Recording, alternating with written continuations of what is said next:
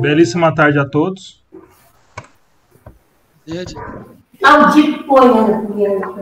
A Mônica acabou de chegar, então podemos começar então. Ó, Mônica, responsabilidade, ó.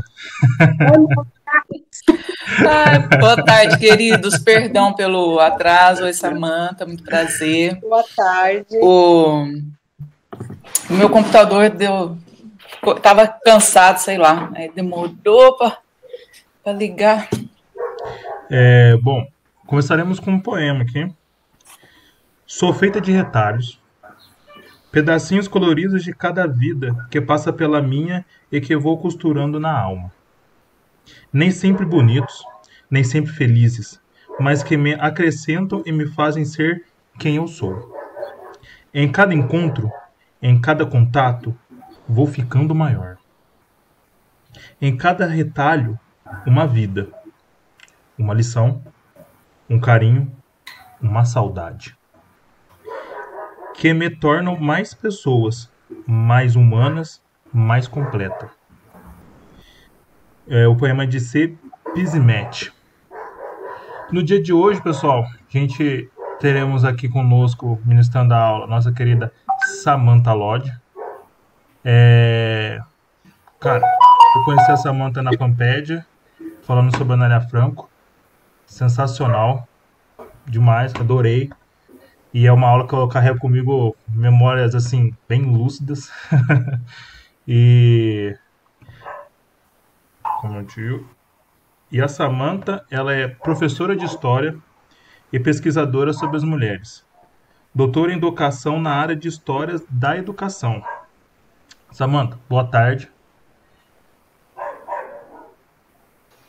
Boa tarde, Diego. Boa tarde para todo mundo que está aqui. Para mim é um prazer imenso, né? Saber que o nosso encontro lá na Pampédia rendeu esse fruto dessa participação aqui. Então, eu agradeço a cada um de vocês.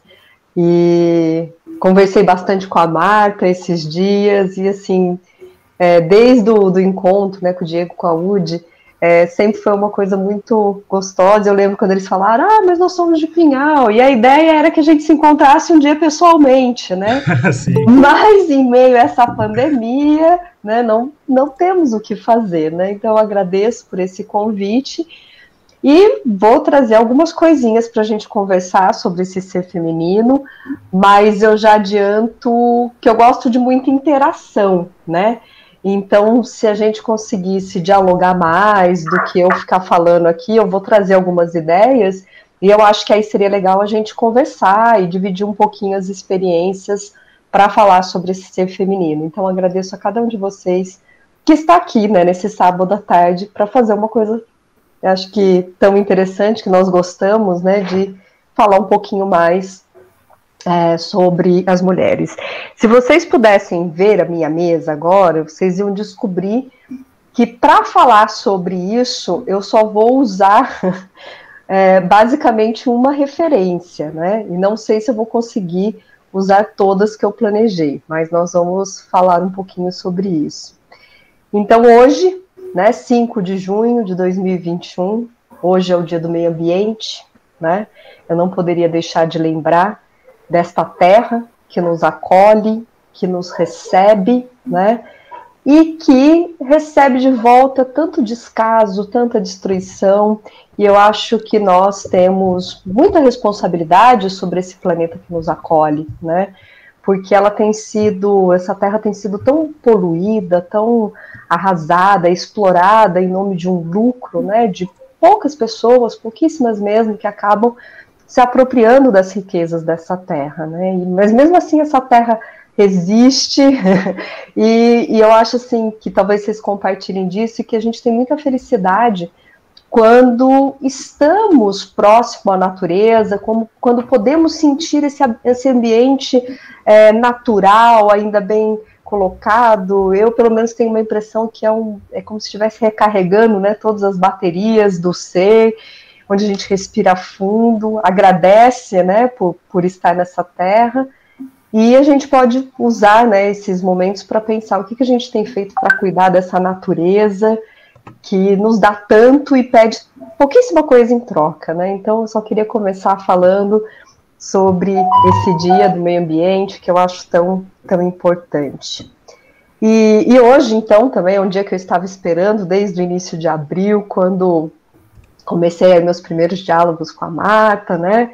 E aí a ideia foi falar um pouquinho sobre ser feminino, né?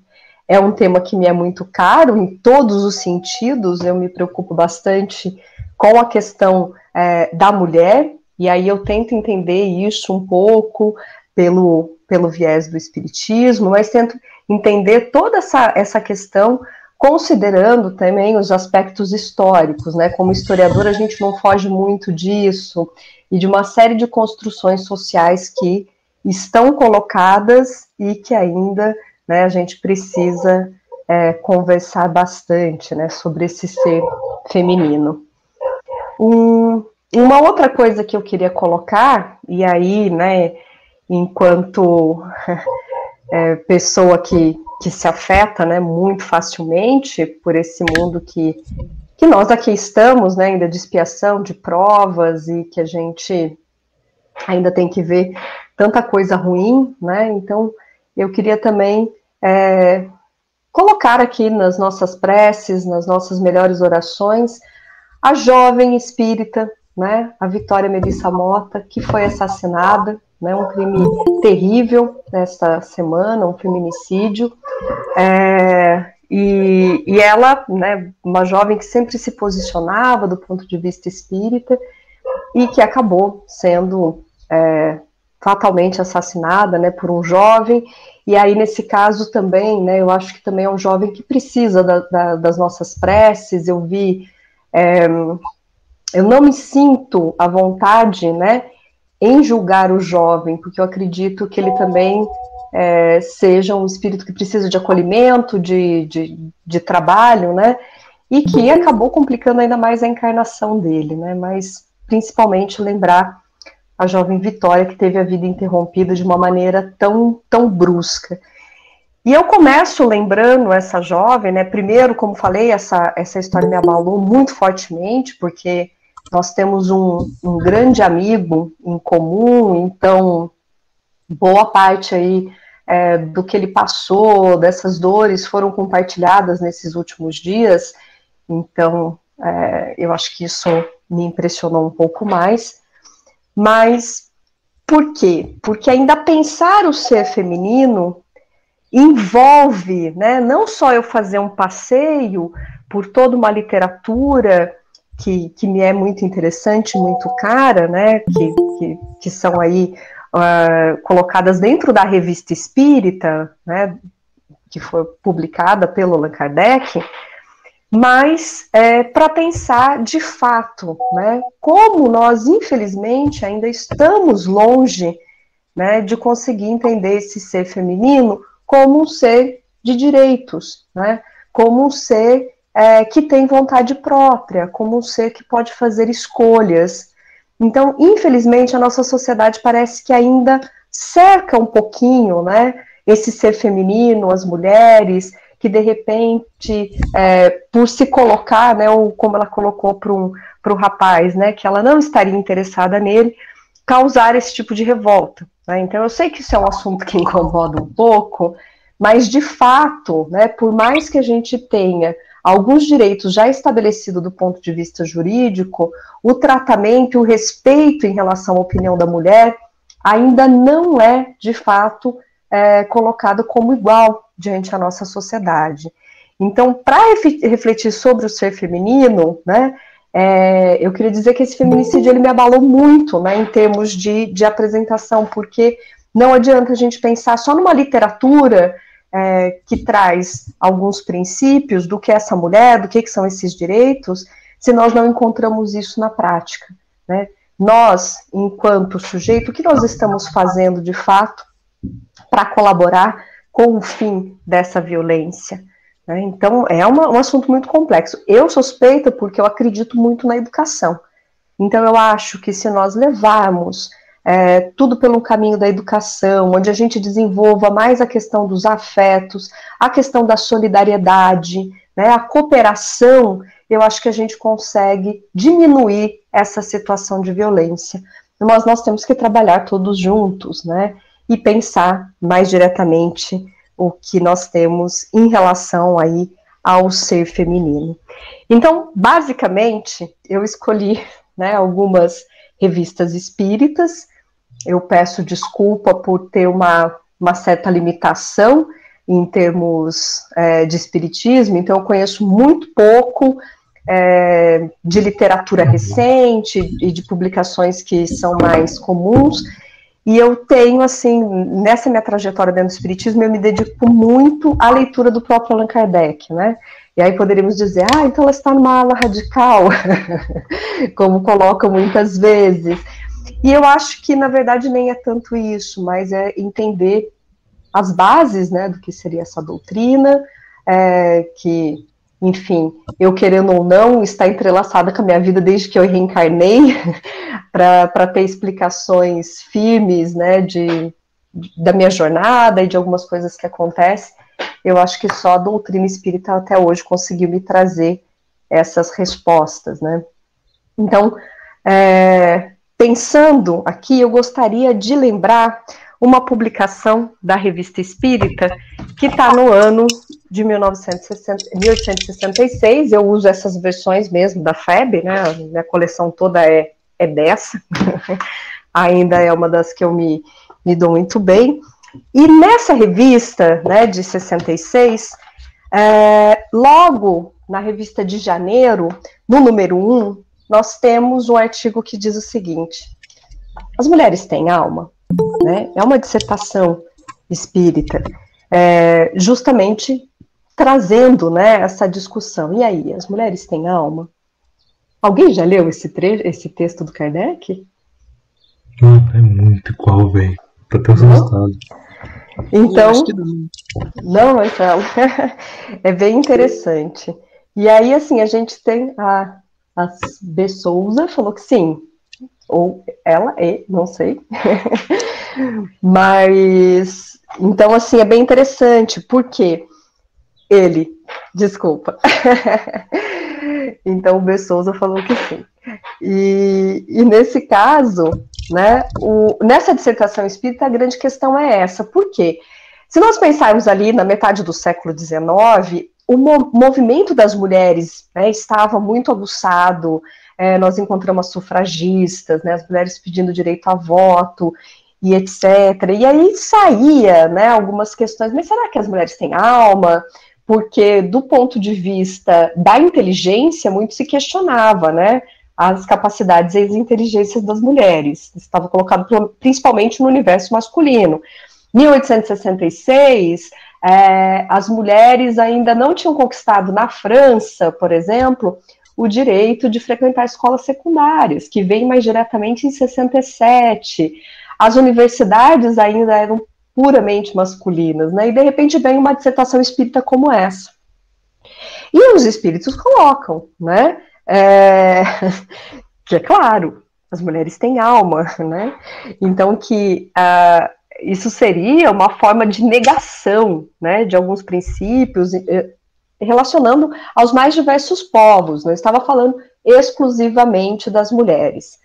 Bom, então ele vai dizer, deste preconceito, né, que foi colocado pela sociedade, nasceu, por exemplo, a inferioridade legal da mulher, né, que ainda apareciam nos códigos daquele momento. E durante muito tempo, né, as mulheres acabaram aceitando essa submissão como se fosse um aspecto natural, como se fosse uma força do hábito. Isso está colocado aqui na dissertação em 1866. Infelizmente, nós não conseguimos ainda tirar isso, né, dos rastros da nossa convivência. É claro que hoje nós conquistamos, pelo menos aqui no Brasil, e boa parte dos países ocidentais, nós conquistamos os direitos do ponto de vista legal. E na prática, como isso funciona? Né? Será o ser feminino liberto ainda de todos esses preconceitos na sua prática? Vocês acham que sim? O que vocês acham? O tratamento é igual, né, em uma sociedade para o ser masculino, para o ser feminino, né? Nós, enquanto mulheres, somos julgadas da mesma forma nessa sociedade do que são os homens? Se alguém quiser falar, fique à vontade. Senão eu continuo aqui e a gente vai... Mas de jeito nenhum, professor. De jeito nenhum. Né? De jeito nenhum. Eu tô com a revista aqui aberta e é impressionante. Nossa. Fala assim, foi objeto de concílio, né? Não, vamos resolver aqui, porque a gente está com dúvida se tem alma, se não tem. É exatamente Hoje, isso. a gente está aqui em 2021, de repente estava lá, né, com essa opinião. Hoje é fácil julgar, né? Mas de repente, quanto a gente não teve um pensamento assim, né? E às vezes a gente escapa e a gente se vê, né, tratando diferente, tratando com diferença. Né?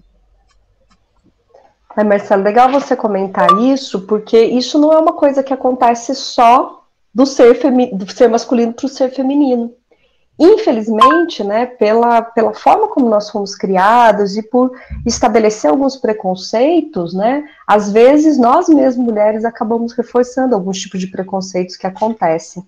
E é interessante, né, que aqui nessa dissertação o espírito ainda fala para o Kardec, mas a libertação parcial, né, que as mulheres conquistavam naquele momento, que era ainda bem pouca, né, mas de repente elas já podiam falar, é apenas o resultado do desenvolvimento da urbanidade, do abrandamento dos costumes, ou, se quiserem, de um sentimento mais exato de justiça. É uma espécie de concessão que eles fazem e é preciso que se diga que eles regateiam o mais possível. Então, naquele momento, já pensar, né, esse desenvolvimento da mulher, essa libertação parcial que acontecia, isso era visto como uma forma de desenvolvimento da sociedade. Então, no caminho do progresso, né, o que nós esperamos entre qualquer sujeito, qualquer ser que está aqui, é o respeito, né? É a consideração, é a solidariedade, é um trabalho em conjunto onde nós devemos ter respeito mútuo. Né? Então, eu acho que aí, nesse sentido, a questão educacional nos ajuda bastante, né? E aí a gente brinca bastante nesse sentido, eu faço muitas intervenções, às vezes junto à comunidade, né? Eu faço parte de um coletivo de mulheres que atua aqui em Mogi Guaçu, e a gente sempre brinca. Pais, mães, vocês tratam seus filhos, homens e mulheres, da mesma forma? Ou não? Né? Há ainda diferença nesse tratamento? Quando eu falo isso para o pai e para a mãe, muitas vezes eles falam assim, não tem diferença nenhuma, tá igual, porque o amor está ali colocado, né? Eu vi que a Marta colocou aqui o amor é a base de tudo, sem dúvida. Mas quando eles começam a fazer coisas pequenas, dividir pequenas tarefas no cotidiano, e aí eu vou para a escola e converso com os filhos, eles falam, não é igual. E aí começa por aí, né? Então, em termos educacionais. Então, todos nós, enquanto sujeitos, temos algumas obrigações, alguns deveres, que se entrelaçam aos direitos que nós temos. Mas será que esse tratamento fica igual em casa? E a gente vai ver que não. Um exemplo típico é o fato de associar à mulher o trabalho doméstico, né? Como se fosse responsabilidade só nossa. Né? Então, eu vejo muito pais e mães com meninos e meninas, e aí chegam da escola, né, quando tinha escola, que agora nós vamos torcer para ter vacina para que a gente volte para essa situação, né? Mas o que acontecia? Então, a menina ajudava a mãe a lavar a louça com as questões da casa, e muitas vezes os meninos podiam jogar videogame, sair jogar bola. Né? Então, assim, é uma coisa simples, é uma coisa boba? Não é boba. E é simples de se fazer. Enquanto, né, seres aqui reencarnados, que sujam, que precisam comer, né, por que não uma colaboração? Todo mundo participando igual, fazendo as mesmas coisas. Isso parece pouco, Mas o trabalho que nós temos em casa é um dos trabalhos mais ignorados e mal vistos pela nossa sociedade. Sem contar que é um trabalho efêmero, né? Eu posso limpar a minha casa inteira de manhã. Na hora que já voltar todo mundo do trabalho, não tem mais aquela limpeza, né? O trabalho doméstico é uma coisa que desaparece. Então, ele fica colocado, né, como se fosse algo específico da mulher. E que todo mundo só percebe quando ele não está feito. Porque quando a gente faz, ninguém percebe, né? Mas se ele não foi feito, todo mundo vai perceber. Então, essas considerações mínimas e que parece pouca coisa em termos educacionais, traz um valor diferenciado, né? Uma forma da gente se respeitar. Olha, todo mundo tem os mesmos direitos, a gente está aqui junto, a gente aprende junto, come junto, lava junto e assim vai. E aí eu tô vendo que tá aparecendo algumas coisas aqui no chat, deixa eu clicar aqui que aí eu consigo dialogar com vocês, mas fiquem bem à vontade para abrir o microfone e falar, que eu não tenho problema nenhum. Ah, brinquedos de meninas, são ferro de cozinha, panelas, assim vai, né, a boneca, por quê? Desde jovem vão treinando essa menina para a questão da maternidade, né? Como se ela tivesse esse lugar para assumir. E nunca ela vai ter um Porsche, não, né? Fica colocado de uma maneira diferente, porque não todo mundo brincar junto, né? E ter essa divisão, esse convívio, né? Eu acho fundamental. E aí eu retomo... Samanta, sabe o que eu acho também nessa questão de brinquedo aí? A questão de cores. Que pra mim não tem nada a ver. Mas, por exemplo, chá, que agora tá super na moda, né? Fazer chá revelação, né? E aí sempre azul é menino e rosa é menina. Por quê, né? Por quê? Que diferença faz a cor? É exatamente isso. E é engraçado você falar isso, Diego, porque, claro, eu como uma pessoa que me coloco contrária a esses tipos de estereótipos, etc. Então, começa que meu sobrinho, que também é meu afilhado, a cor preferida dele é rosa, e isso chocou algumas pessoas, né? Ai, meu Deus. E aí, como se não bastasse, tem uma outra priminha, os dois têm 5 anos, e a cor preferida dela é azul, né? E eu amo muito azul, né? Já pintei até o cabelo de azul e tal, porque eu acho muito bonito. Então, a gente fica tentando quebrar esses estereótipos a partir das crianças. E eu fui jogar o jogo da vida. Eu acho que todo mundo lembra o jogo da vida? Que tem um carrinho, a gente põe os bonequinhos, e meu sobrinho adora jogar. E aí eu fui jogar com ele, e aí ele começou. Eu vi que alguém ensinou para ele a questão de rosa e azul, né? Ah, então, na hora que ele foi formar a família, assim, ele falou, não, mas se já tem um azul, agora precisa ser um rosa. E aí eu tava, né, meu irmão ao lado, eu falei, mas por que precisa ser? Porque se a Dinda estivesse lá, eu ia estar de roupa azul, eu não ia estar de roupa rosa. Então, não tem problema. Aí eu fiz todo um trabalho para não criar esse preconceito, né? São cores, cada um gosta de qual quiser, né? Isso não vai mudar nada, né, no ser. Muito pelo contrário, isso às vezes pode atrapalhar e criar alguns preconceitos, bullying, coisas sem graça que acontece por aí, né? A Viviane colocou aqui também, convívio social começa em casa. Digo, a casa não é minha, é de todos, então todos têm responsabilidades em mantê-la limpa e em ordem. Perfeito, Viviane, exatamente isso. Por quê? Enquanto seres que estão na sociedade, nós temos responsabilidades, né? Então, se eu sujo, eu limpo, né? Se eu estou ali, eu ajudo, eu participo. Então, isso é muito importante. E aí eu lembro de uma outra coisa que o Kardec nos colocou, né? Os espíritos não têm sexo. E hoje eu estou encarnada como mulher. E eu posso ter sido um sujeito masculino ou não. A questão é, enquanto espíritos, né, o que nós devemos ter é respeito, é cuidado com o outro, é trabalhar laços que são mais importantes do que aqueles que desunem, que aqueles que acabam difundindo o preconceito, né? Então, podemos e devemos pensar dessa forma. Nesse texto mesmo que eu estou falando para vocês, né, as almas ou os espíritos não têm sexo, está escrito aqui, As afeições que os unem nada têm de carnal.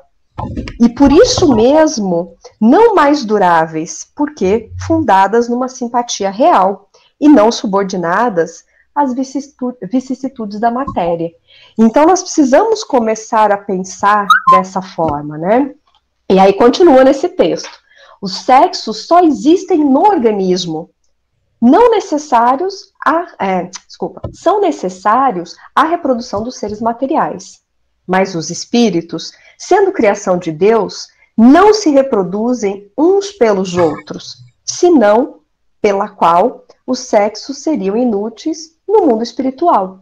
Então, isso faz parte da nossa condição de seres terreno, né? Necessariamente voltada aí a esse processo de procriação, mas as almas não são criadas por nós, né? E elas são iguais perante Deus. Então, nesse caso, nada justifica um processo de discriminação, nada justifica a ideia de dizer, né, que um ser é mais desenvolvido do que o outro. Nós somos iguais, nós temos direitos iguais, nós temos responsabilidades iguais, né? E o que vai mudar nisso daí é a questão da nossa escolha, do nosso livre-arbítrio e da forma como nós vamos caminhar e seguir por ele, né? E é com o mesmo objetivo que os espíritos se reencarnam nos diferentes sexos.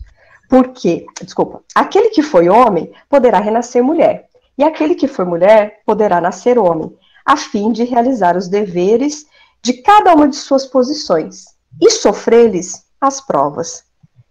Então, ele traz, né, algumas questões aqui de traços, né, ainda coloca a ideia de que o sexo feminino era mais fraco do que o outro, né, ainda aparece essa relação em relação à força muscular, mas nós sabemos que não tem fragilidade, rudeza, qualquer coisa nesse sentido que é determinado pelo sexo, né? Então, isso não necessariamente está atrelado.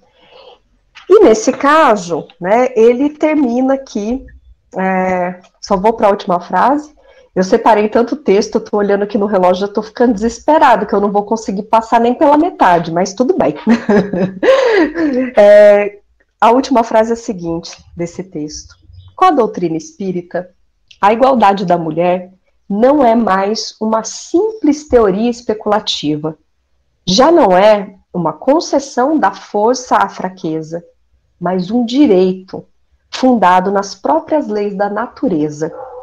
Dando a conhecer essas leis, o Espiritismo abre a era da emancipação legal da mulher, como abre a da igualdade e a da fraternidade. Né? Então, eu queria dividir um pouco esse texto com vocês, e não são todos os textos das dissertações dos espíritos que têm essa mesma característica, né? Vai depender muito do espírito que está dissertando, né? Por quê? Porque nós vamos desencarnar e, a princípio, a gente não vai mudar muita coisa no nosso modo de pensar, não, né? Nós vamos carregar ainda algumas ideias, por mais que a gente desencarne e aprenda, ou tenha uma visão mais clara no mundo espiritual, mas muitas dessas questões, elas vão permanecer, né, da forma como a gente vê. Então, temos espíritos que dissertam aqui, que já estavam, né, mais voltados a essa abertura e essa emancipação, e temos alguns que ainda trazem algumas questões mais conservadoras. Não vou deixar de citar,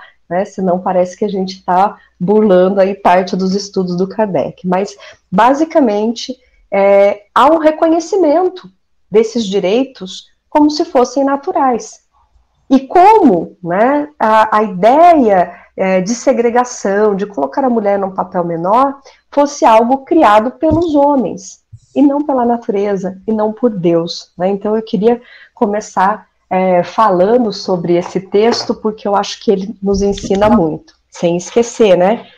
Texto publicado em 1866. Né? Então nós temos aí mais de 150 anos da publicação desse texto, só para a gente imaginar o quanto ele era, naquele contexto, inovador. Se alguém quiser falar alguma coisa, fiquem à vontade, porque senão depois eu vou pegar outro texto. Podem abrir o microfone, falar. Todo mundo quietinho. Vocês estão parecendo meus alunos, hein? Pelo menos eu tenho 2 câmeras abertas aqui. Isso já me traz um consolo. Olha lá, a Marta abriu também. A gente falou do respeito, né? E que a gente é igual. Se a gente vai pensar na questão masculina, a gente pensa na força, né? E quando você pensa no ser feminino, a gente também pensa na força. É bem a força bruta, é conseguir fazer, levantar mais peso que a gente. Não estou desmerecendo os homens, não, eu estou falando só um paralelo. Aí você pega a mulher, eu que trabalho com saúde, a questão da maternidade, a questão do parto, é um negócio tão trabalhoso e exige tanta força, exige tanta presença de espírito, que não é para qualquer um. Para mim não é. Eu já faço, não é para mim, porque é muito interessante a força deste momento. A questão da dor, de sofrer pelo outro, né?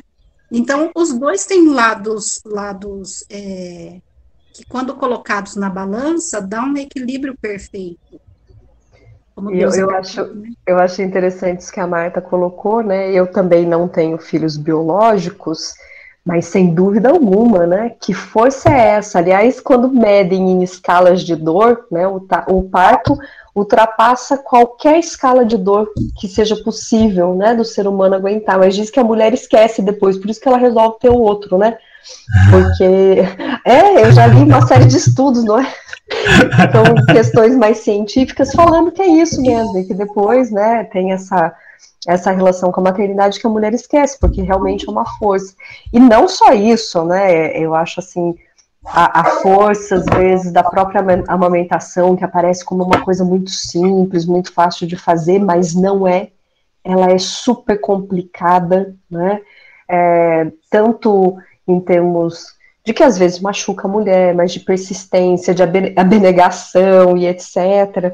Mas eu acho bem interessante. Realmente há uma força aí, né? Uma força bem grande. Pode falar, Udi. Tá com o microfone desligado. Tem que abrir ele aí. Uma coisa que eu também penso, eu fico pensando muito nisso, é a condição da mulher preta. Porque a mulher branca, ela é desmerecida, ela é violentada, ela é maltratada, ela passa por esse quadro de trauma, assim. A mulher preta, ela já vem de um quadro de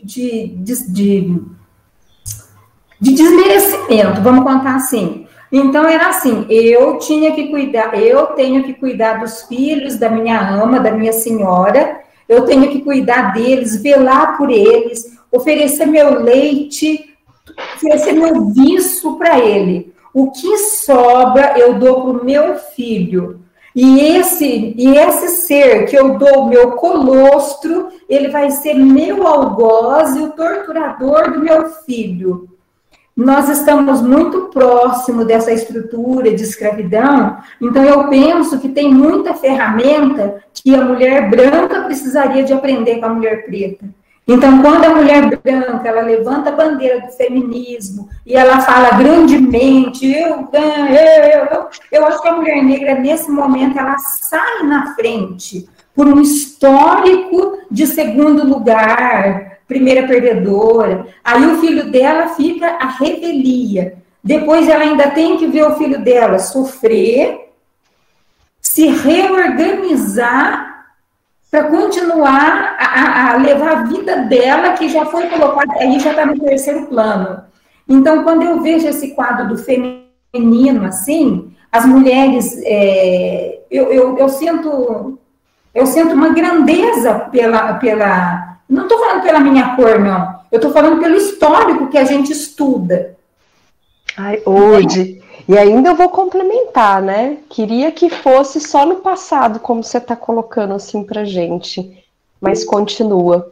Justamente essa situação que você pontua agora, né? Que é o que a gente tem trabalhado bastante dentro das concepções femininas, e feministas também, que é a questão da interseccionalidade. né? Não sei se todo mundo já ouviu falar esse termo, mas vocês vão saber o que é quando, né, a gente conversar um pouquinho mais. Então, que a interseccionalidade, ela vai mostrando o grau, né, de vulnerabilidade que algumas pessoas têm dentro da nossa sociedade. Então, até agora a gente estava trazendo uma discussão vinculada às questões de gênero, né? O ser feminino, o ser masculino, mas nós temos mais dois pontos de agravamento, se nós considerarmos, e isso não é só a sociedade brasileira, mas vou pegar o nosso exemplo para ficar um pouco mais concreto, que envolve a questão étnica, porque nós não somos só um país patriarcal e machista, mas nós somos um país de racismo estrutural, né? As nossas relações, elas ainda são permeadas por uma série de racismos, né?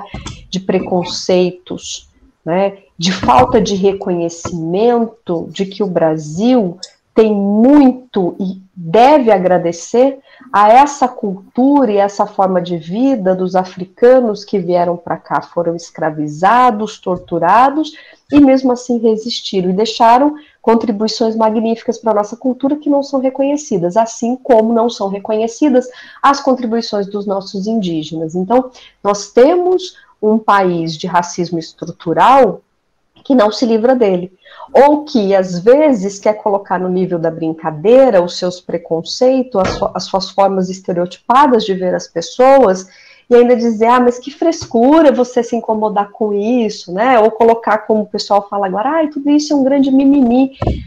Não, não é. Qual é a sua situação em relação a isso? É muito fácil, né? Eu vim aqui como mulher branca, hétero e etc, e falar assim, isso daí não existe. Mas e aí, filhinha, o que você já passou disso? Né? O que você reconhece em termos, né, desse racismo estrutural que está colocado em todas as estruturas da nossa sociedade? E junto com isso que a Udi colocou, vem o terceiro tópico, que é um preconceito social. Nós temos um preconceito social, né? Infelizmente, como o pessoal coloca hoje, dependendo do CEP da pessoa, ela é tratada de uma forma diferente, né? Ou em qual grupo social você está, em qual você faz parte. Existe preconceito de pobre no Brasil, né? Existe um preconceito fortíssimo. E quando nós juntamos, né, esses três preconceitos juntos, a mulher pobre e preta, aí sem dúvida alguma, ela está no pior lugar dos preconceitos dentro da nossa sociedade. Então, infelizmente, uma construção do passado que ainda deixa suas raízes, né, ainda hoje na nossa sociedade, e que precisa ser discutida. Precisa ser discutida, precisa ser reparada. A gente precisa reestruturar a forma como nós vemos tudo isso. Não faz mais sentido nós chegarmos aqui até 2021 e manter determinados preconceitos, né, que acabam disseminando mais preconceitos, né, e mais violência. Hoje, a mulher que mais sofre violência doméstica é a mulher negra. A maioria dos feminicídios, né, que aconteceram, o último dado que nós temos da Secretaria de Segurança Pública, né, que é do Fórum de Segurança Pública, é que nós tivemos um aumento. Eles fizeram o último fórum no final do ano passado, então eles estavam trabalhando com dados de 2019, a gente ainda nem tem os dados de fato da pandemia, né, dentro do Fórum de Segurança Pública, mas os feminicídios, eles tinham crescido muito, né, e 67% dos feminicídios, nós temos uma relação com a mulher negra, né, e aí o dado mais chocante, 90% dos feminicídios foram praticados por um companheiro ou um ex-companheiro. E essas mulheres, cerca de 77% morreram dentro de casa, que é teoricamente o lugar onde a gente acha que está mais seguro, né? Quando a gente está cansado, quando dá tudo, você só fala assim, quero minha casa, quero minha cama, e é justamente nessa situação onde as mulheres, né, queriam seu repouso, etc., que elas foram assassinadas. Então, eu concordo com essa sua fala e reitero, infelizmente não é isso só no passado, né? Essa discriminação e esse preconceito ainda está colocado de uma maneira muito forte. A gente precisa falar disso com cuidado, com amor e reverter essa situação, né? Dentro da sala de aula, às vezes, quando eu vejo uma criancinha repetir um preconceito que provavelmente ela trouxe de casa, do pai e da mãe, e que de repente eu tenho que fazer uma intervenção amorosa, de explicação, claro, não é coagir essa criança de forma alguma, mas trabalhar para que ela consiga enxergar de uma outra forma, para que ela se livre desses preconceitos que já estão pré-estabelecidos e que são tratados como se fossem naturais, e não são construídos, né, dentro dessa sociedade. Eu perdi aqui, vou voltar. Peraí. A Mari ou Mari? Não sei, de Fátima. Meire. Meire? Desculpa.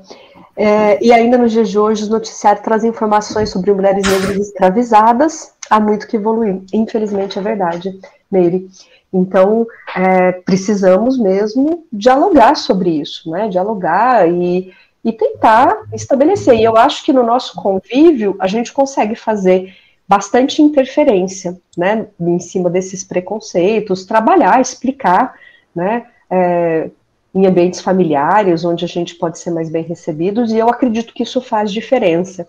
A gente estava conversando agora há pouco sobre um outro tema, que ainda é muito presente na nossa sociedade, e que recai principalmente sobre a mulher, porque os corpos das mulheres são controlados, né? É uma indústria que cria uma insatisfação com os corpos para lucrar muito. Então a gente tem um outro problema, que é a questão da gordofobia, né? Onde as pessoas já associam a ideia de que a gente engorda e a gente fica feio, né? É uma outra coisa que a gente tem que trabalhar. Isso cai mais sobre a mulher. Por quê? Porque existe um padrão inalcançável, vamos ser sinceros, de beleza colocado pela mídia, que é de muita fome para que você fique bem naquele corpo, e às vezes, mesmo assim, você não consegue se enquadrar, porque os nossos metabolismos são diversos, as nossas reações com os alimentos são diversos, isso não é uma questão de querer ou não, mas que ainda precisa ser trabalhado. Eliminar essa ideia, né, de que há um padrão estético e você só está bem, ou é bem-sucedido se você corresponder a ele. E tem mais um aqui, que é da Mary também. Só para aumentar uma listinha aí, Samanta, a questão da velhice também, né? Perfeito. Com relação aos nossos corpos, à medida que a gente vai envelhecendo também, já se associa, né, com relação aos corpos, que a gente também está ficando feia, né? Então... Perfeito, Mônica. Aí se você é gorda, se você é velha, aí só vai aumentando. Você tem razão. E aí uma outra indústria em cima disso que a Mônica coloca pra gente. É verdade. Sim, que é o do não envelhecimento. Uhum. Né? E aí a gente vê, né? Então, meu Deus, aquela mulher tá ficando velha. O homem não, o homem ainda fica charmoso, né? Porque a sociedade acostumou com essa ideia, então fala, olha, aquele homem grisalho é bonito, nossa, aquela mulher ficou velha, hein? Né? Então, tem essa situação que recai, né, ainda sobre nós, muito bem lembrado. O homem grisalho é charmoso, a mulher grisalha é relaxada. Perfeito. Está mudando, né? Mas existe, né, essa associação. Bem lembrado. Oi, Orlando. Aí cabe também, né, agora, dentro da doutrina que a gente vem estudando, o processo de autonomia. Eu venho, eu acho que eu venho estudando muito e a gente vem percebendo isso, que eu sou o dono de mim. A partir do momento que o espírito, qualquer um de nós, a gente busca a nossa autonomia, a compreensão, você consegue passar para você mesmo e conseguir, não que você vai, nós somos cheios de dificuldades, de problemas, cada um com a sua dificuldade, mas essa busca do entendimento do ser espiritual, da imortalidade, da reencarnação, que nós vivenciamos no Espiritismo, que nos proporciona essa ajuda, que faz com que nós sejamos donos do nosso livre-arbítrio, da construção do nosso ser e do entendimento.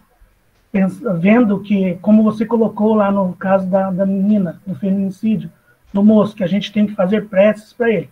Ele está também passando por um momento de entendimento que ele acha que aquilo para ele era correto.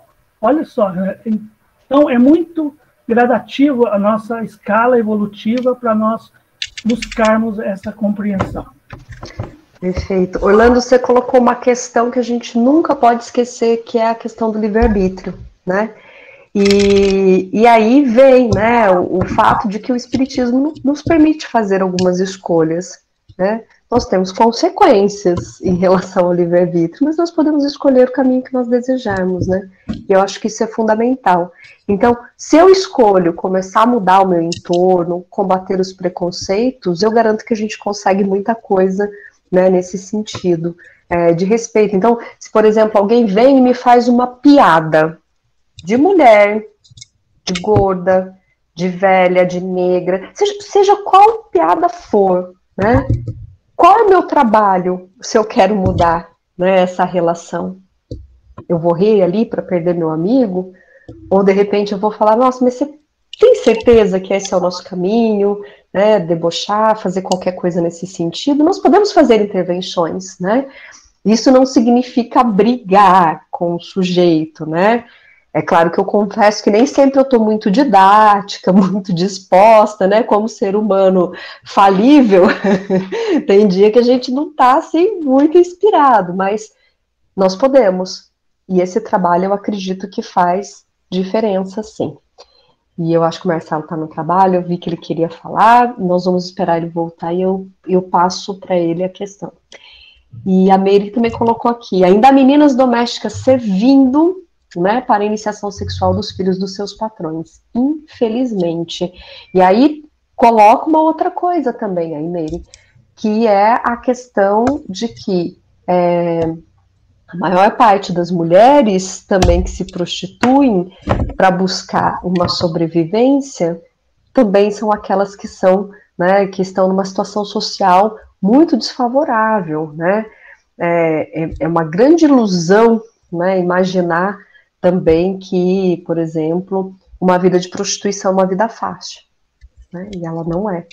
E aí, nesse caso, essas meninas, elas podem muitas vezes ser jogadas, né, para esse caminho, né? Porque ficam marcas, né, desse processo. E é uma das coisas mais terríveis que a gente pode imaginar. Enfim, né, só para fazer esse registro. Gente, eu falei super, né? Eu tô vendo aqui, tá certo esse relógio? Eu não vou conseguir pegar, acho que nem um segundo texto. E eu tinha separado mais algumas revistinhas espíritas aqui, com medo de ficar sem falar. Mas eu acho, então, que eu paro aqui, Marta, e vejo se mais alguém quer fazer alguma pergunta. Professor? Marcelo, pode falar. Não, eu queria lembrar que tem aquele livrinho muito forte, mas muito terno também, que é o Diário da Maria Carolina de Jesus, né? Quarto de despejo. Quarto de despejo. E aqui refletindo sobre as suas palavras, a palavra das amigas, aí eu acho que foi a Martinha que falou agora, que quando ela pensa na mulher, ela pensa em Fortaleza também. E quando a gente lê aquele diário, né, da Maria Carolina de Jesus, a gente não pensa em outra coisa senão a fortaleza que ela teve para suportar, né, em sendo preta, mulher e favelada. E eu acho que ela não teria aquela força se ela não fosse mulher nessa vida. Porque foi o amor que ela demonstrou, o amor que ela alimentou no coração, que fez ela, pelo menos eu entendo assim, né, que fez ela suportar todas as suas dificuldades lá na vida que ela teve lá na favela.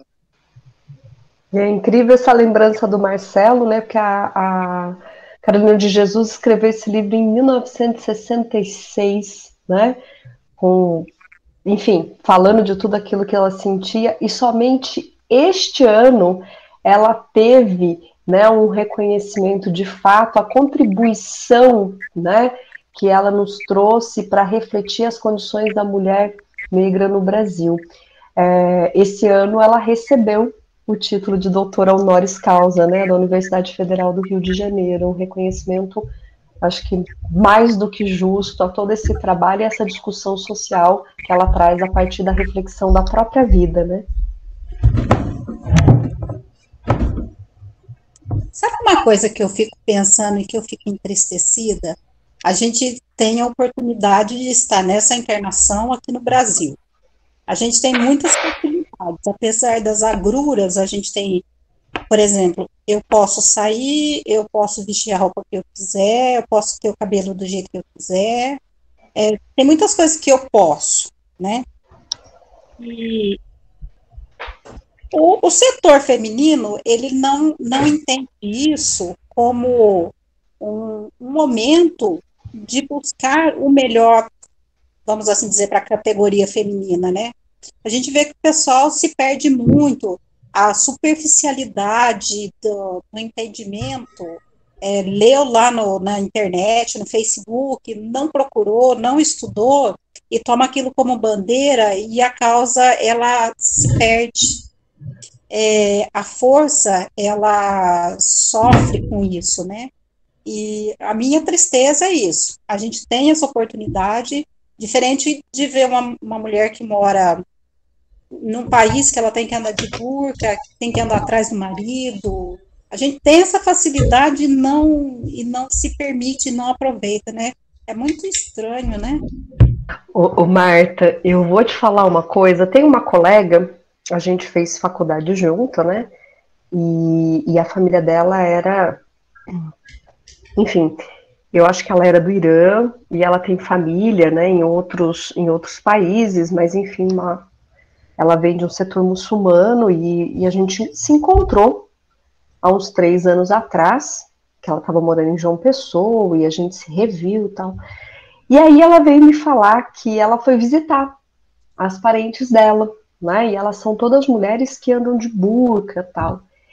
E essas mulheres que têm uma condição social um pouco mais favorável, né, não são ricas, mas não são mulheres pobres dentro desse contexto, ela, né, então essa amiga, ela estava preocupada, ela falou, mas vocês vivem aí dentro da burca e etc, etc, eu não acho certo isso, vocês ficam assim como escravas, e elas disseram uma outra coisa, eu só estou colocando isso aqui como provocação mesmo, e elas falaram assim, nós somos escravas, do jeito que eu levanto, eu vou para o meu trabalho, ninguém não está nem vendo, não está reparando.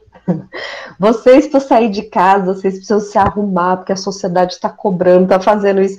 Então, assim, não estou justificando, mas tem algumas questões que às vezes a gente não enxerga como se fosse um espaço de prisão nosso, que são essas questões voltadas, né, ao estar com uma boa aparência, né, ao se arrumar, né, só para a gente pensar um pouquinho, quanto será que essas questões que são colocadas na nossa sociedade como normal também não são formas, né, muito entre aspas, né, de nos prender em algum sentido, mas sem dúvida eu prefiro estar aqui.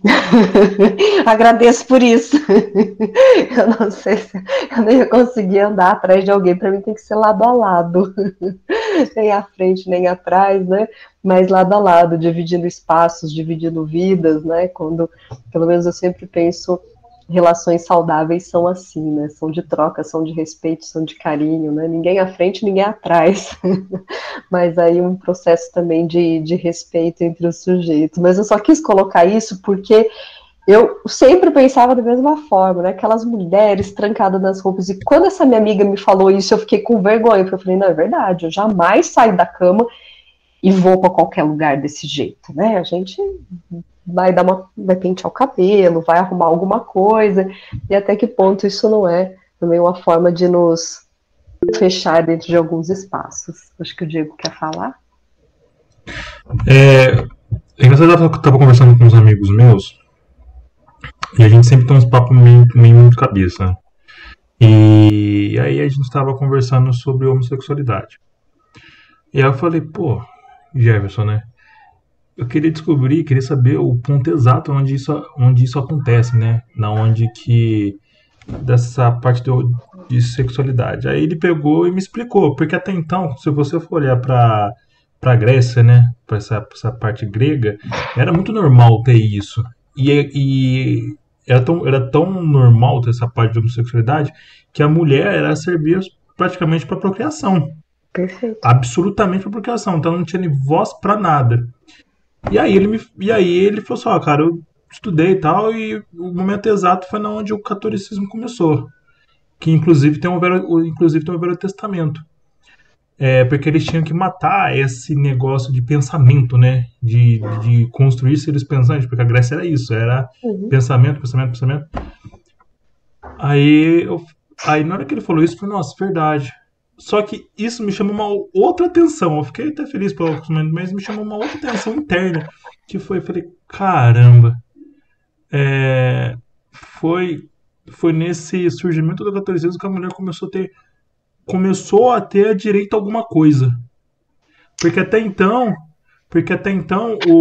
na Grécia, mulher era serviço só para procriação. E isso, qualquer filme grego que você olhar, você não vai ver a mulher em destaque absolutamente em nada.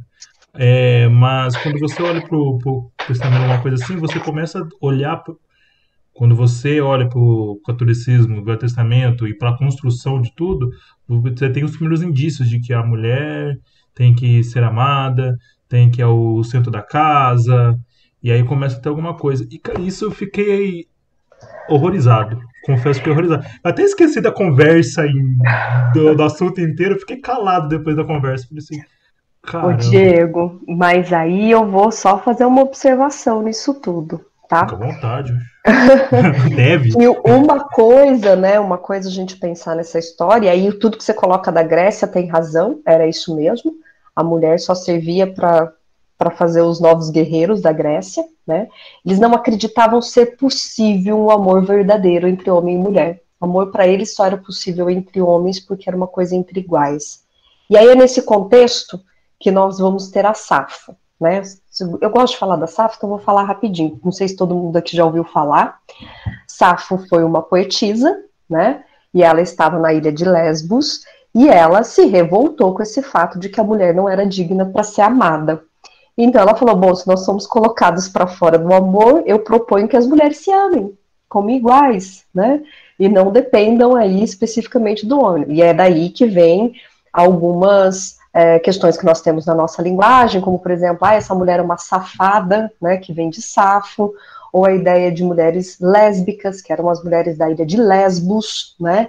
Que era onde ela estava, era onde ela era professora, e isso foi muito polêmico na época.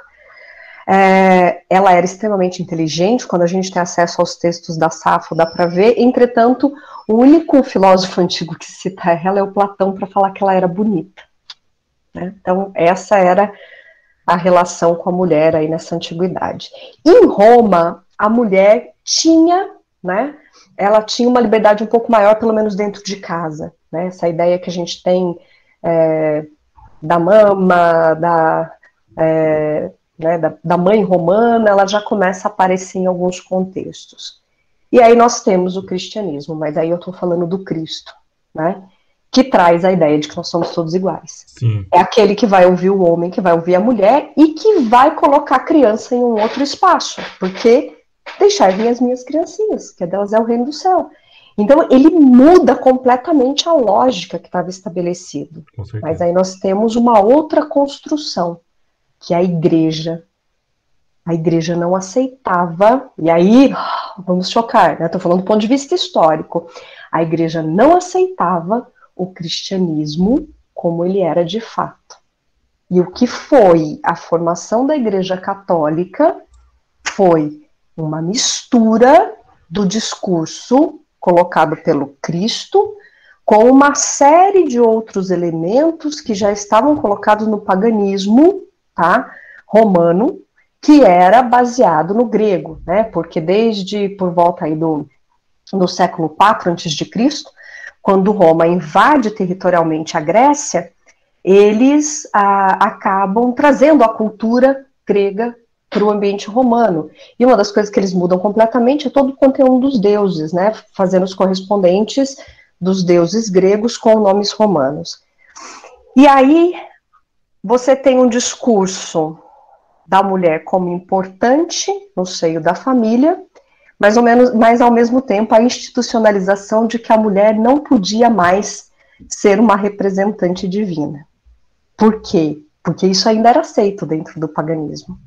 Nós vamos ter as mulheres que eram as videntes, as pitonisas, nós vamos ter as mulheres que eram sacerdotisas, e a igreja ela não dá o espaço para a mulher da mesma forma, né, de ação dentro do espaço religioso, da mesma forma como vem o discurso.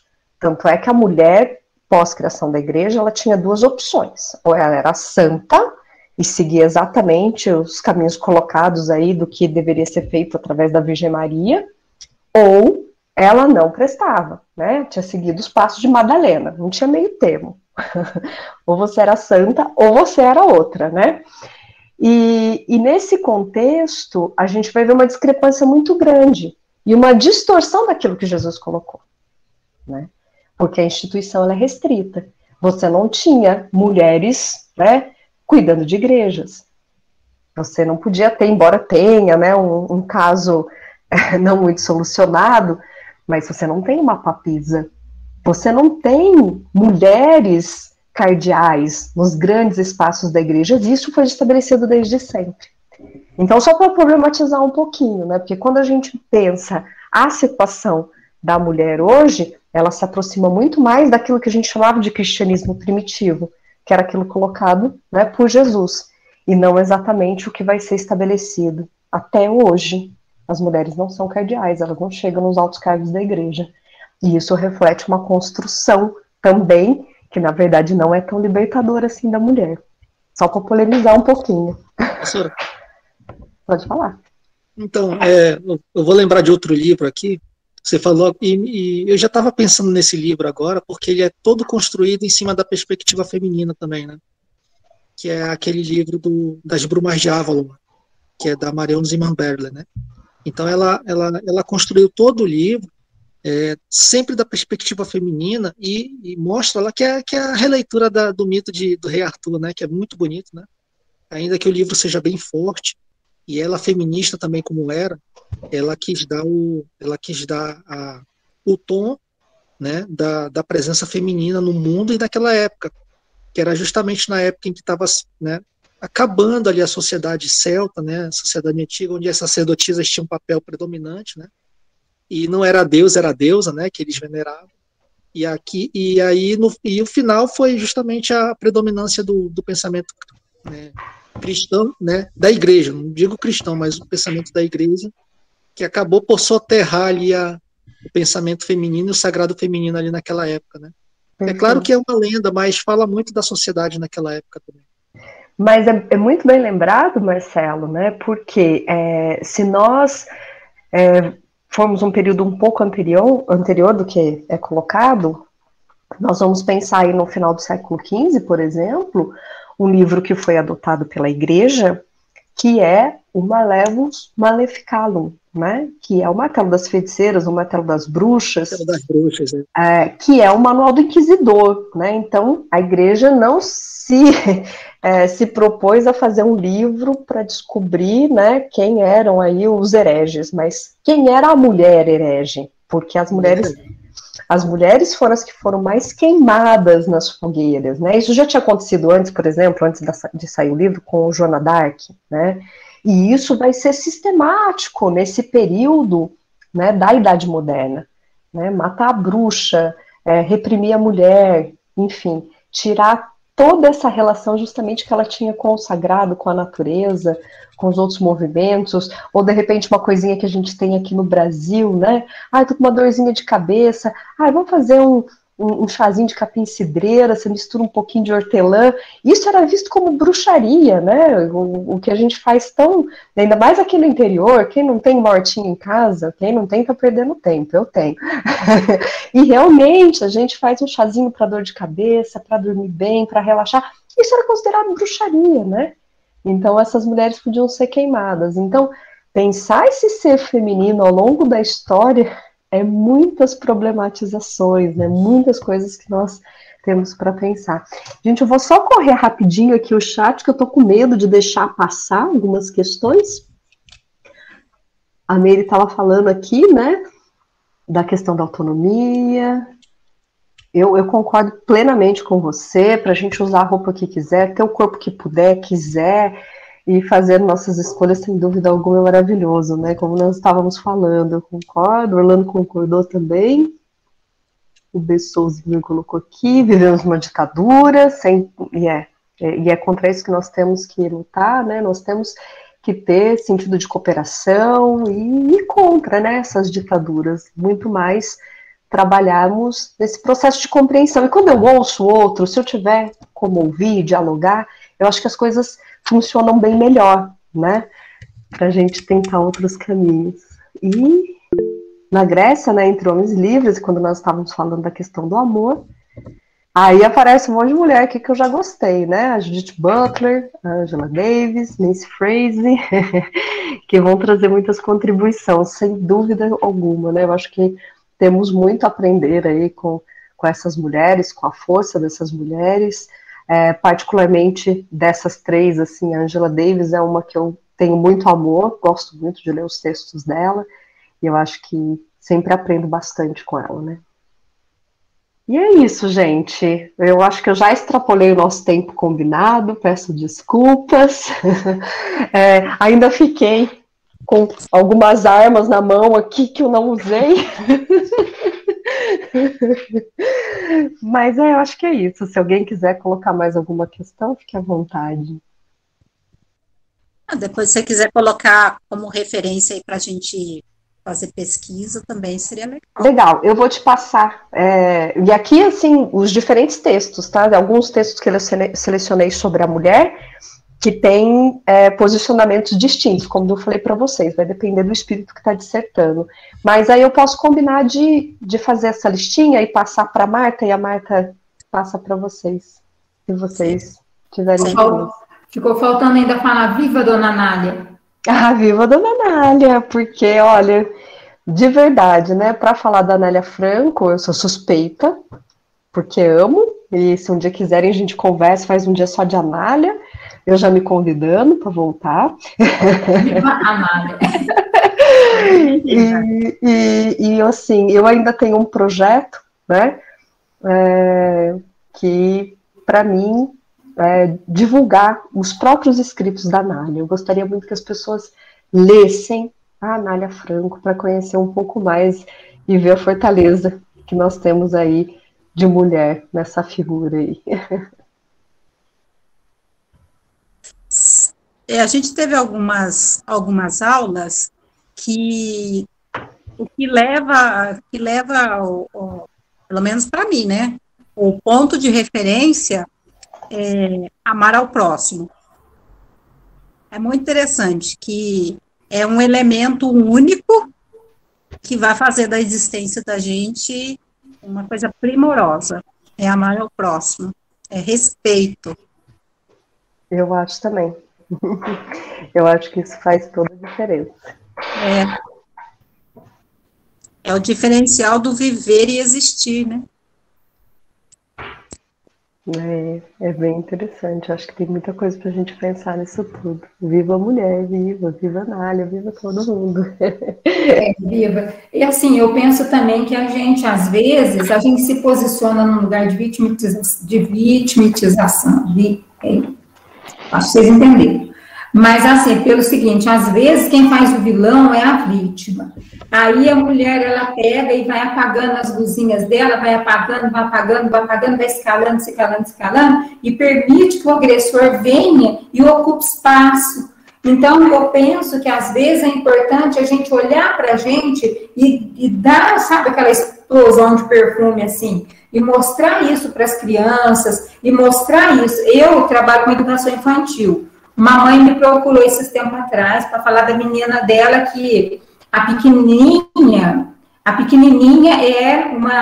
é um tsunami, e a mais velha, ela é mais assim. Aí ela fala assim, mãe, a Melissa, a Larissa se sente, as duas, a Larissa se sente. A mãe veio me questionar. Eu falei para ela, falei, olha, fala para a Helena que a Larissa se sente, mas você devia se sentir também, porque você é uma Helena Gomes, e fui por esse dano. Você é neta de Alacir Gomes, uma mulher que cresceu, que educou. Então, eu penso que, às vezes, a gente tem que ter esse trabalho de vir resgatando, tirando de dentro da pessoa essa fortaleza, né, não ir diminuindo, mas eu acho que a gente tem que fazer um trabalho inverso. Udi, mas aí, Udi, eu vou dizer o seguinte para você, que os seus alunos são privilegiados, porque, infelizmente, a gente ainda não tem essa perspectiva dentro da educação, a gente tem que trabalhar bastante essa sensibilidade nos próprios educadores, né, de reforçar, de mostrar esse lado bonito, de dar força. Por quê? Porque às vezes a criança ela já está num ambiente onde ela é massacrada. Nós sabemos que, infelizmente, não são todos os lares que trazem essa questão do amor. E quando a pessoa ela cresce, né, já em situações de violência, que não precisa ser de violência física, ela não tem força.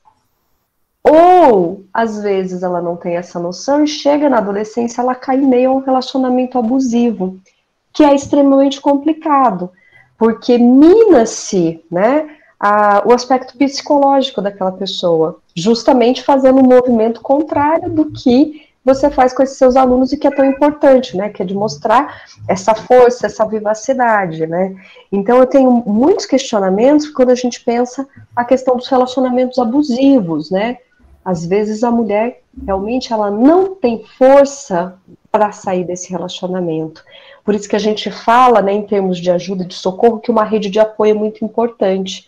Porque se eu identifico que eu tenho uma amiga numa situação dessa, eu sei que é difícil e que há uma tendência, né, dessa pessoa se afastar de mim, se eu tentar mostrar, mas é importante que ela tenha essas redes de apoio para que ela tenha força e sair desses relacionamentos, né?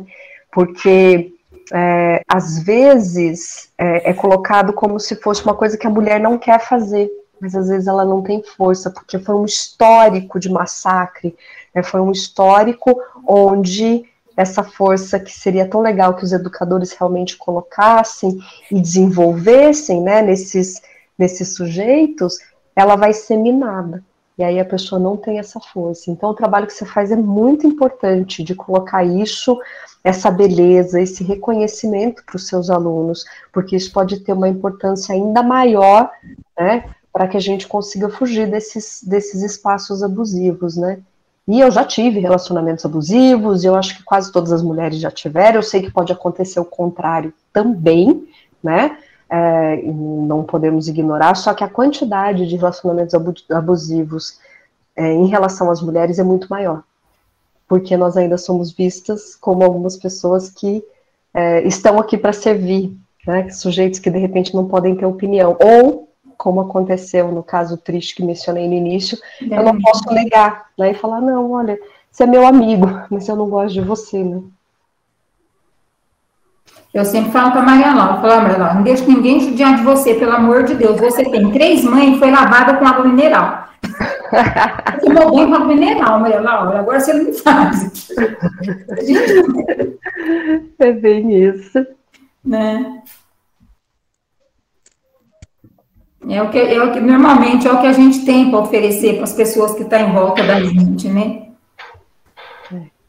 Mas pode ter certeza que trabalhar com a autoestima dos seus alunos faz toda a diferença. Faz diferença. É um processo de empoderamento. As tias aqui estão falando.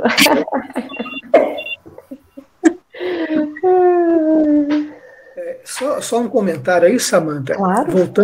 Voltando um pouquinho no que o Orlando falou e a Meire também, sobre autonomia, que eu acho tá bem apropriado esse tema, né, autonomia, mas isso que você comentou agora também, eu acho que ele traz uma particularidade no desenvolvimento dessa autonomia, ou livre-arbítrio, que seria similar, né, daquilo que o meio causou e que não dá essa condição de força moral para você desenvolver. E você está tão preso e alienado àquele meio que é difícil romper com ele, né? Porque você não tem a condição psicológica, moral e nem mesmo física, talvez, para romper. E uma coisa que me preocupa, não sei se é preocupação, eu queria trazer assim como uma reflexão, se vocês não pensaram ainda, ou se já pensaram, para a gente pensar juntos sobre isso. o cuidado da leitura e da informação passada a respeito de reencarnação também. Porque às vezes a gente pode passar essa ideia de reencarnação como uma dívida do passado, uma necessidade de carregar aquela cruz, dando ao entendimento errôneo, e para mim isso é uma desinformação, de que a pessoa passando por um momento de subjugação ou de agressividade não deva procurar, né, uma melhor forma de viver, não deva sair do seu estado, porque está tudo certo como está. Porque uma lei maior fez com que você reencarnasse e tivesse vivendo naquele momento, daquele jeito que tem que ser. Então, eu acho que esse também é um ponto importante, porque é uma falha de entendimento do Espiritismo que não coloca e não ensina que devemos sofrer e passar pela dor. Sem dúvida, João. Eu acho assim que é interessante essa observação que você faz, e realmente, né, estarmos em determinadas condições não significa que a gente não possa mudar, que a gente não possa agir, né? Eu acho que isso é fundamental. Né, não ficarmos aí numa situação de, enfim, de não ter ação no mundo, né? Eu concordo com você. Eu também concordo, e eu digo mais para você. Eu acho que se eu fosse aconselhar uma amiga minha, eu acho que ela teria que denunciar o marido na Maria da Penha e o dirigente da Casa Espírita. Tem os dois. Eu acho que é isso aí também, né? É complicado, e quando a gente vai, assim, às vezes, fazer algumas intervenções, a gente percebe isso, né? Eu vou só contar uma coisa para vocês, né? Então, eu fui fazer uma roda de conversa, e eu faço muito essas rodas de conversa, às vezes em escolas, às vezes em espaço de assistência social. Um dia eu fiz uma roda com algumas mulheres aí na faixa dos 60, tinha até mulheres de 80 anos. E uma delas virou para mim e fez assim: eu vivia muito mal, e não sei o que lá, e falou, ela falou assim, aí o meu marido morreu. Eu falei, mas aí o que aconteceu? Ela falou assim, aí eu comecei a viver. E aquilo me foi muito forte, né? E aí eu falei, mas você não tinha noção que você tá... Porque aí ela começou a contar, né, o relacionamento que ela tinha. Ela falou, mas eu fui criada para aguentar até o fim, né? Mas ela falou, mas depois que ele morreu, eu fiquei tão feliz. E eu falei, meu Deus, então nós precisamos trabalhar, né, algumas outras concepções. Mas fiquei com pena, né, de toda a situação de violência que ela passou e que ela relatou. Mas a princípio, assim, a gente foi com pena, né? Mas e aí, seu marido morreu, como foi? Ela falou assim, aí eu fiquei tão feliz, porque aí eu fui livre, aí eu fazia o que eu queria, aí eu comecei a viver. E eu falei, que situação. Porque antes era bem isso, né? As mulheres eram educadas para aguentar tudo, e se qualquer coisa desse errado no casamento, a culpa ainda era da mulher, né? Até que a morte se separe. Enquanto os maridos podiam fazer várias coisas por aí, né? E aí era uma situação bem complicada. E que a gente consiga escapar de todos os relacionamentos abusivos, que as pessoas possam ser curadas e que as relações sejam saudáveis, né? Verdade. Mas aí extrapolei super do tempo, peço desculpa. Não, mas é que a gente foi conversando mesmo durante a sua fala, né? Então, tá certo.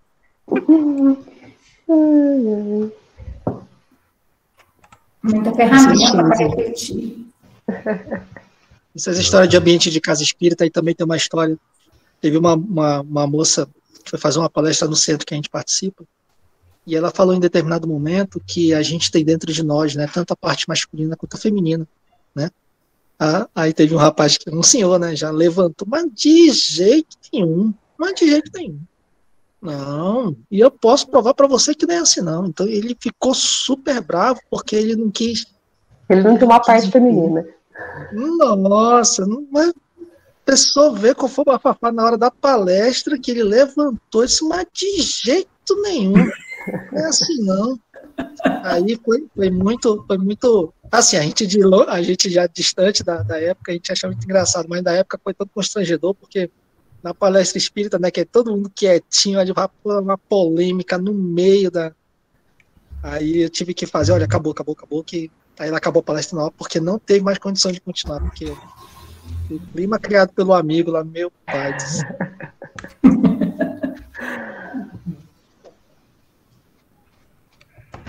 Muito, tem que pensar bastante, né? Não, tem que refletir muito também. E não tem outro meio, né? É só a partir da educação dentro de casa que as coisas vão mudar. Eu acredito bastante na educação. Parar de colocar gênero em brinquedinho, em cor, em serviço.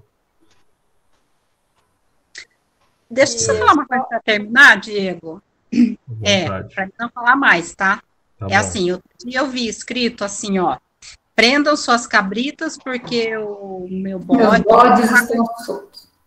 É assim, a mulher também, ela pode participar nesse processo de libertação da nossa categoria, educando melhor os meninos. Porque, assim, estamos na vida, mas o menino, ele tem que respeitar a menina, né? O homem tem que respeitar a mulher. Então, esse processo de educação basicamente é nosso, né? Então, a gente tem que fazer todo esse trabalho voltado com os meninos para respeitar o parceiro que está caminhando com ele na existência, seja em que situação for, né? E é só isso, chega. Então tá, Martinha. Samantha, muito obrigado. Belíssima aula. Foi um prazer ter você conosco nessa tarde. Eu que agradeço o convite. Desculpa de ter fugido um pouco do assunto, mas acho que ficamos no ser feminino de alguma forma. Obrigada pelo convite, viu, gente? E parabéns pelo trabalho que vocês estão fazendo. Um trabalho muito bonito. Muito obrigado. E para as pessoas que quiserem entrar em contato contigo, tirar uma dúvida, enfim, querer alongar a prosa um pouco, passa seu e-mail, sua rede social. Passo, já vou colocar aqui meu e-mail.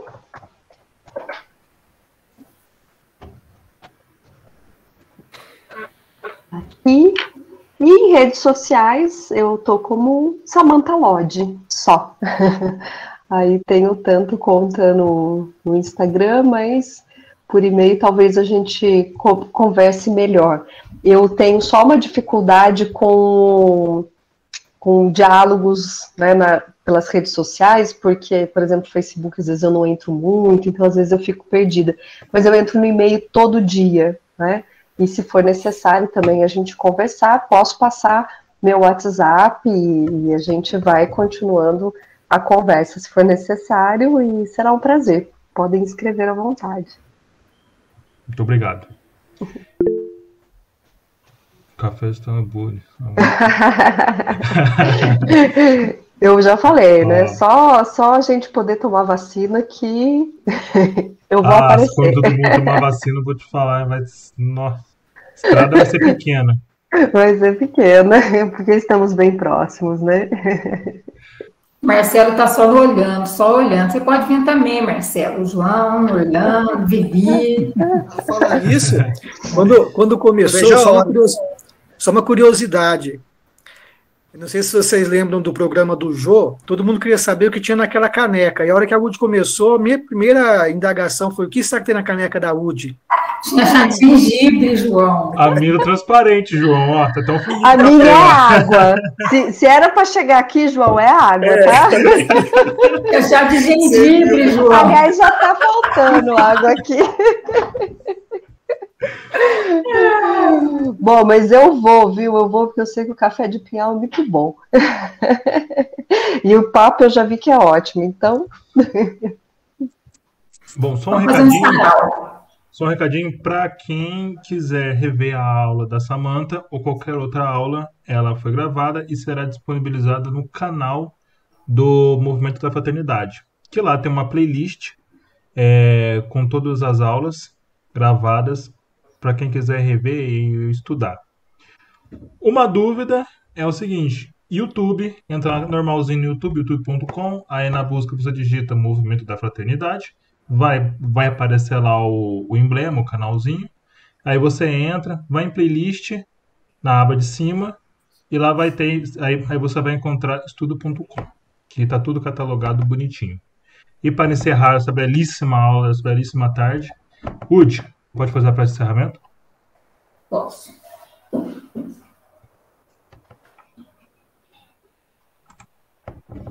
Pai nosso que estais nos céus, santificado seja o vosso nome, venha a nós o vosso reino, seja feita a sua vontade na terra como no céu. O pão de cada dia nos dai hoje, Senhor. Perdoa as nossas ofensas, assim como perdoamos a quem nos tem ofendido. Não nos deixe cair em falta e livra-nos do mal, pois que seus é o poder, o reino e a glória para todos sempre. Assim seja.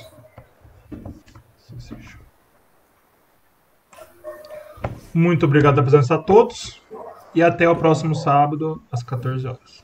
Obrigada, gente. Até mais.